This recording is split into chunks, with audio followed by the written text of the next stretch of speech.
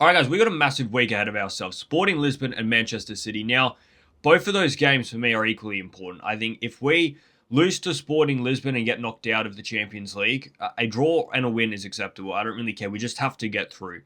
And Manchester City, if we fail to beat or draw with Manchester City on the weekend, a loss in either game is unacceptable. And a loss in either game for me would say it's time we get rid of Mikel Arteta. I know there's not many games left of the season, but if we get knocked out of the Champions League or we lose to Manchester City, I've seen enough over the past 5 years and I've seen enough over the past few weeks that Mikel Arteta it's just never going to happen. At this point, it's just never going to happen because he's had every single opportunity. He had a 9-point gap. He's got a favourable draw against Sporting Lisbon. He's got a 1-0 advantage coming back home. If he fails to get through Sporting Lisbon, if he loses to Sporting Lisbon, if he loses to Manchester City and blows not only our Champions League and or our Premier League hopes for this year, following a few weeks where we get knocked out of 2 cups, it can't run anymore. And I will have seen enough, if I haven't already seen enough. For me, if Mikel Arteta wins the Premier League this year, I would still like to see him go at the end of the year.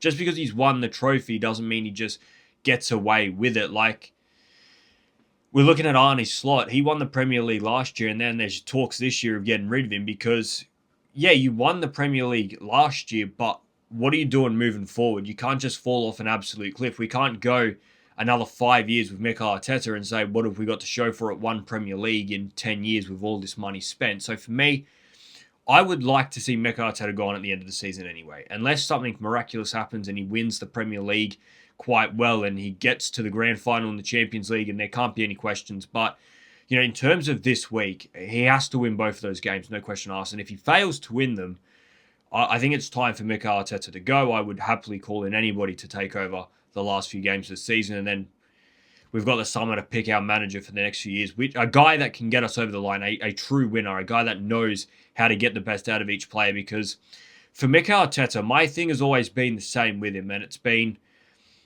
if you play entertaining football and don't win, all right, at least we get entertained each week.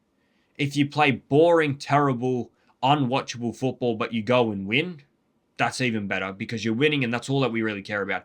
But if you're doing none of those things, if you're playing shitty football and it's leading to nothing, I mean, it's just not worth it for any of our time. We put a lot of time and energy into following and watching our club.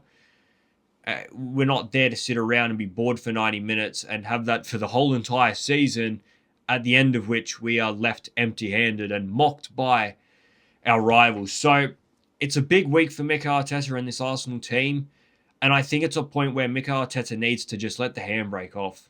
All right, we know he likes his style, but it's clear that at the back end of this season, our mentality isn't strong enough to just keep clean sheets week in, week out. All right, it's just not. It's just not there.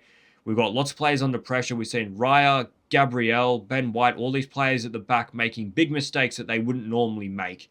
And that is because I know that these defenders, that goalkeeper, know that if they start conceding goals, we don't have enough in attack to win us games. So that added pressure on our defense and goalkeeper shouldn't be there. They should know that our attackers are free-flowing, that we're going to score 2 or 3 goals, and it's not essential that week in, week out that they keep a clean sheet, that they don't make a mistake. Because when that amount of pressure is mounted on these players, that's when these cracks begin to show. And none of those defenders are really winners. Like, none of them have actually won anything here at Arsenal. We got Mars Lewis-Skelly, who's still a junior. We got Ben White, who didn't really win anything and hasn't won anything yet at Arsenal. We haven't got 2 defenders that have won Premier Leagues, have won French leagues, that have won Spanish leagues, have won Champions League. They haven't won anything. Gabriel and Saliba are sat there at the back, still waiting to get their hands on their first trophy. So it's on Mikel Arteta to free up this attack, let this attack flow.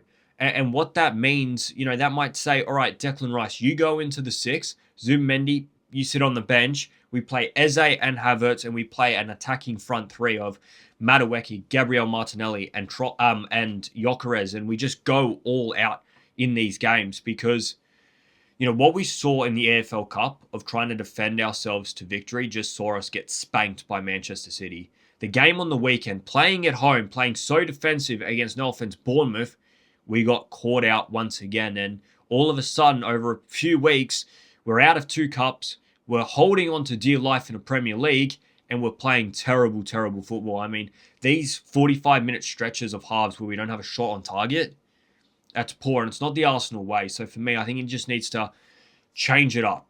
All right, I know it's late in the season. It's an odd time to be changing it up, but clearly it's not working. And if we keep going in this trajectory, we're going to end up empty-handed once again, coming second, being the bridesmaids once again. And I just can't have that. So I think Mikel Arteta just needs to free up this attack, change the tactics, let the fullbacks push forward a little bit more. Let Eze and Havertz play side by side. We don't need to have so many people behind the ball. We don't need to spend 30 minutes passing the ball before we cross the ball in. Let's speed up these attacks. Let's have a bit of free-flowingness. Let's have a bit of creativity. Let's let Noni Madueke and Gabriel Martinelli off the leash and let them just go and express themselves a little bit. All right, I know individuals need to perform better. It's not all on Mikel Arteta. Ben White has been horrible since coming back in this squad. David Raya needs to clean up his act with the ball at his feet, all right? It doesn't have to be doing outside the boot passes under pressure. Zubimendi needs to clean up in the midfield. Declan Rice needs to, create a little bit more in that 8 role. If he's going to be an 8, he needs to create a little bit more. Kai Havertz, you've got to clean this up because he is honestly one of the worst signings I've ever seen at Arsenal, and I don't think that's ever going to change. But if he's going to be put in that team, he needs to be finding a way to get a goal, get an assist, put his presence on that game. Victor Gyökeres, that game against Bournemouth, the amount of chances he missed. I've given him a lot of credit over the season saying he doesn't get the opportunities, but he had every opportunity in that game, and he flunked his lines 3 or 4 times.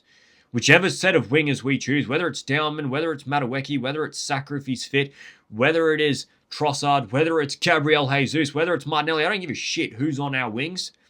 They've got to get better at beating their defenders. They just seem to run, pass the ball back, and then occasionally cross the ball.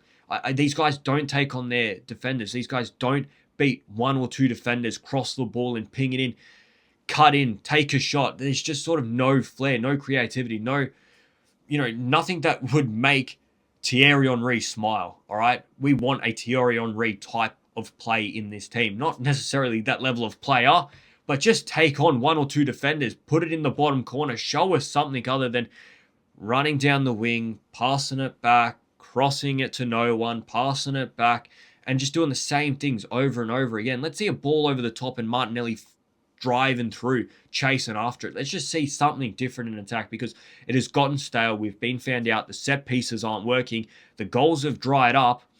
And all of a sudden, our point tally have dried up. This game is very, very important. We have the benefit of the doubt here. We were able to survive that game against Lisbon. Many thanks to David Raya in that early save. But we got out of Lisbon with a 1-goal lead. We come home. It's not just about spending 90 minutes at home defending that 1-goal lead because that is a recipe for disaster. That is a way to get an equaliser for Lisbon. That is a way to lose that game, make it harder than it needs to be. Let's go out there. Let's make that lead 2 or 3 goals by halftime. Let's kill the game, and it's done. Lisbon lose the energy. We can sub off a few players. We can rest the second half, and we can see ourselves to taking on Atletico Madrid or Barcelona, which is a massive, massive game. But if we have a tough game against Sporting Lisbon, God forbid we say we lose that game, but if we have a tough game against Sporting Lisbon, one where we are low on confidence, we then go on the weekend to Manchester City, where I can see us getting spanked if we don't have the right mentality.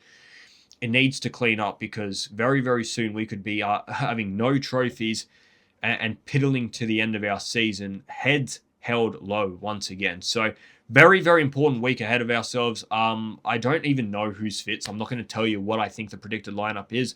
Of players that I do know should be fit, Eze came on midweek. I expect him to start. There's no way Havertz is allowed to start this game. It has to be Eze. If we're playing the normal formation and normal style, Eze has to start. I'd like to see Eze and Havertz. I've got nothing against Havertz. I can't say that Havertz deserves to start over Eze. I think Eze needs to fit in that. But for me, I would have Rice, Eze, and Havertz. Gyökeres has got to start. Trossard looked awful. Gabriel Martinelli. I would actually prefer to see Madueke and Dowman, but I think we're going to see Martinelli and Madueke. If Saka's fit, he's got to come in or come off the bench. Gyökeres keeps his position. Gabriel Saliba, Raya, they keep their positions. MLS, I expect to start at left back because I don't believe Calafiori or Hincapié are fit. And on the other side, it's got to be Ben White if Timber's not fit. I don't want to see Ben White. Timber is so much better than him, but We do have a few injuries. We do have to take that, all right, and say, but we came into this season, everybody was telling me that we have the strongest squad depth in all of the Premier League. If that is true, it shouldn't really fucking matter if the second players are called up. Yeah, for me, my attack would be Dowman, Gyökeres, Madueke, Havertz, Eze, and Rice. That would be that the defenders basically pick themselves whoever's fit. The best player fits into each position. We know who the best is in each position. I don't think that's what he's going to go with. I know that's not what he's going to go with. He's never going to pick Dowman for this game, in my opinion. I don't think he has the guts to do it. So, but that would be mine. Let me know in the comments below what you guys would pick. Let me know what you think ahead of this game. What is your prediction? I'm going to say that we are going to beat Lisbon 1-0, 2-0 on aggregate, and we're just going to sort of play another boring, shitty game of football and see ourselves through.